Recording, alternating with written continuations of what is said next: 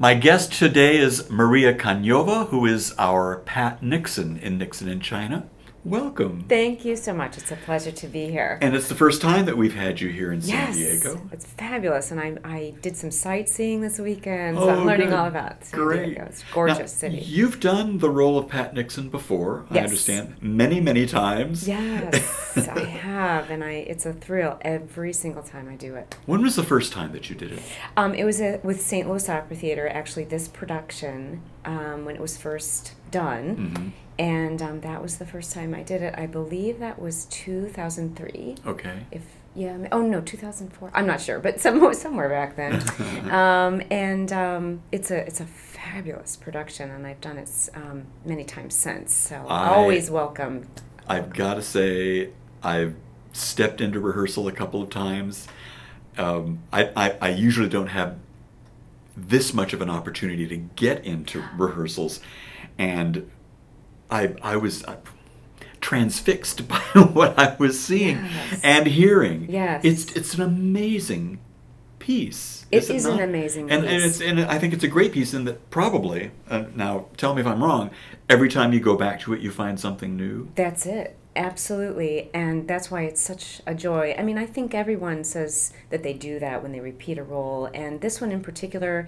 Because of the concentration it takes to do it, because they are historical figures, because of the complexity of the music. You find more things each time you do it, and so it gets more and more in-depthly layered. Mm-hmm. But we're usually talking about Puccini and Mozart and Bizet and Verdi when we talk about discovering something new. But and the point is, I think one should always try to find the new layers, and this is no different than that, but because of the complexity, you're always finding new things, and not just for your own character. You're finding new things through other characters that inform your character, which is interesting, and you find that through the orchestration. It's just, it's such a pleasure from start to finish. I say that, I really enjoy also the aspects of the opera when I'm not singing too, because that's part of the whole evening and informs me as Pat Nixon. Did you ever have the opportunity to work with John Adams on the piece? Not with him, but he did come to several of the shows. He came to San Francisco when I did it there. He came to St. Louis. He came to Chicago Opera Theater when it was done there. And I always have a nice conversation with him about the piece. And that's exciting. Yeah, it is. It is. It's wonderful to converse with the composer. You always think of that when you do Mozart or Puccini. You think, gosh, wish I could, pick their brain about. But anyways, it's a lovely opportunity to speak with him. I'll tell you what's lovely, and one of the moments, one of a number of moments, but maybe the key moment that I look forward to is Pat Nixon's aria. This is prophetic in Act 2. Yes. Because the line. It's almost bel canto, isn't it? It is. Please back me up here. I believe it wholeheartedly, and I think because I've done it so many times and investigated this piece, and from start to finish, from back to front, from up and down. Yes, truly bel canto, but the inner meaning of it all. It's just an incredible experience to convey that on stage, and also to tie it in with the historical figure of Pat Nixon and what she represented. Right.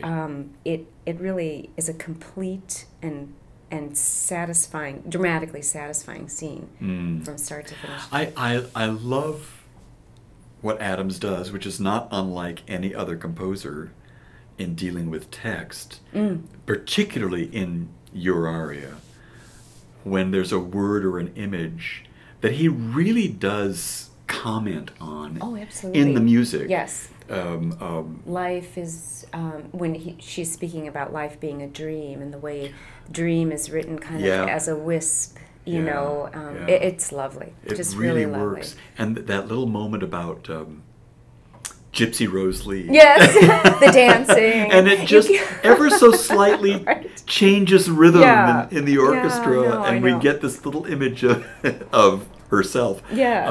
It's so sensitive to the text, and Yes. the text itself is gorgeous. Yes, yes, it is. It is. It's well, you know, Alice Goodman was a lovely librettist to join up with for this project, and you know, I think that's the other thing, that the artistic union of those two in this, it's very apparent throughout. Absolutely. It really worked. Absolutely. Even when words are repeated over and over, there's something even deeper in it than just hearing the book, the book, the book.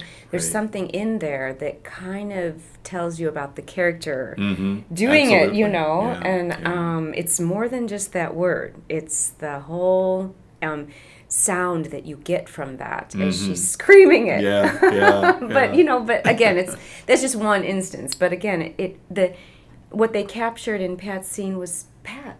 Mm-hmm. That's Yeah, it. absolutely. Right. Perfectly. I think Perfectly. It's really wonderful. Perfectly. And they captured Nixon, and they captured Cho En Lai, and they kept, you know. So No, it's really an amazing piece. yeah.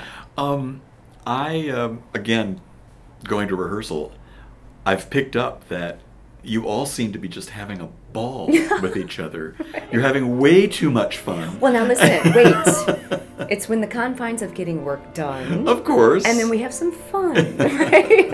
Yeah. But it just feels so good in rehearsal. Yeah. That everybody's clicking, everybody's working hard, yes, but I know it's not easy, but it looks like it's falling off a log, and like it's fun, and that you're really all enjoying working hard and on making this piece. Absolutely, and it's a fantastic cast, and you know, they're giving 100% to the rehearsal, and because of that, you know, there are moments to really enjoy each other and have fun with it and grow and build on what we know. I think all of us have done it before, maybe not all together, but so we're bringing a lot to the table, and of course, Jim Robinson, the director, is absolutely phenomenal, and I'm going to be talking to him later Maestro this week. Makovich is phenomenal. So I mean, you know, having such a wonderful team working on this is well, it's just an absolute pleasure.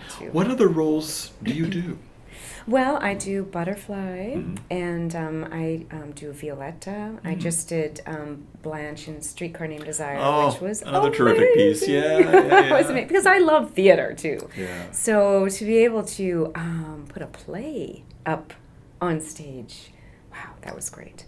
I do Mozart, Donna Anna, Donna Elvira, you know. I've even done Susanna, which is really fun. Neat. Yeah. That's great. So I've done Adina and Elixir. So I really, it's hard for me to say, you know, like, what I really love to do the most. I do a lot of Puccini. I'm going to do a Suor Angelica. But I like to really kind of touch it all. Well, it's interesting that maybe this is just a bias and my own crazy thinking, but that people who do a contemporary role a lot, that they specialize in contemporary music, and that's not necessarily true for you at all. Not necessarily true, although I love it. You know, I think all throughout my career, I've also really focused on my voice, and I still study it, you know. It changes as we change, and, you know, because of that, I like to challenge myself, and I don't want to limit myself, you know, primarily. Right. You know, it's a hard thing to say, although I do love contemporary music, and I did Mark Adamo's Gospel of Mary Magdalene, you know, in San Francisco, and this Streetcar Named Desire. So I like the challenge. Then again, I also like to do, you know, the mainstream stuff. Yeah. So it's nice that I get to do both. Yeah, that's wonderful. You know, That's wonderful. What's next for you?